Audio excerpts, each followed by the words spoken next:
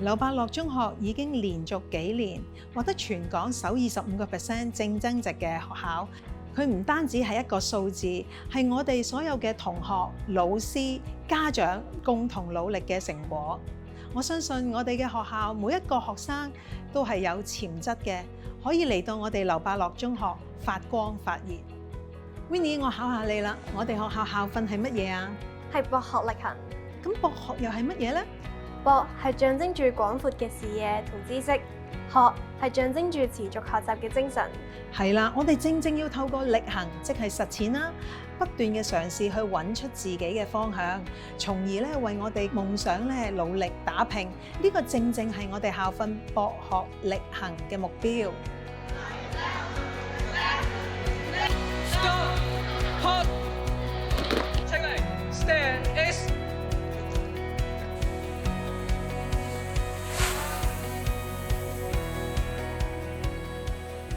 喺劉伯樂中學，我學識咗解決困難；喺學校，我學識咗主動去揾答案。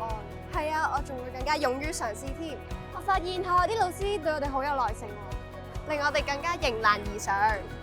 學校提供咗好多校外甚至境外嘅活動，令我大開眼界。成間學校嘅環境建設，我哋都有份去參與或者製作㗎。人工智能能夠幫助同學整理海量嘅資訊，但係作出決定嘅仍然係同學自己。因此，同學需要點樣去老家？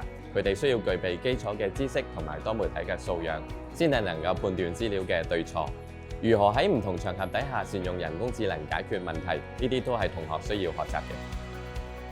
學校致力於創新，例如利用 AI 輔助學習、參加 STEAM 比賽，呢啲唔單止係學習嘅工具，更加係激發創意同埋興趣嘅途徑。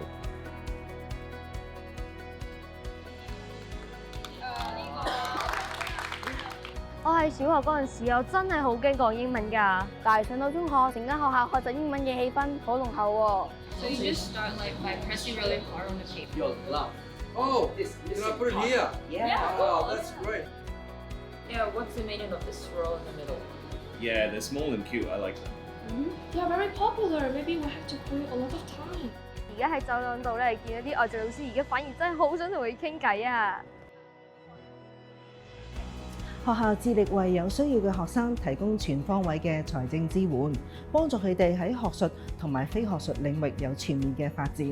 例如啦，為有需要嘅學生租置共用平板電腦。另外，我哋亦都設立多種嘅獎學金，例如東莞工商總會獎學金、蔣翠瓊基金獎等等，為咗減輕呢個經濟負擔，同埋激勵學生自我向上嘅路途。另外，我哋亦都提供活動嘅資助，鼓勵學生參與課外活動同埋海外嘅交流，拓展視野。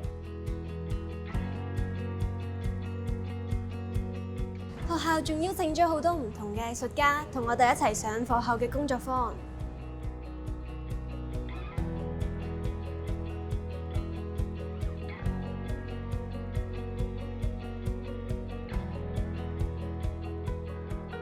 近幾年，我哋學校嘅環境真係改變咗好多啊，多咗好多新設施添。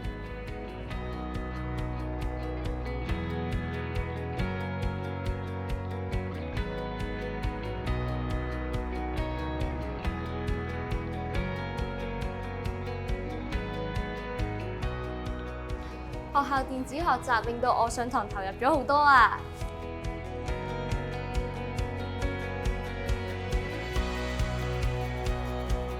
喺劉伯樂中學度，我揾到我自己嘅目標同埋興趣。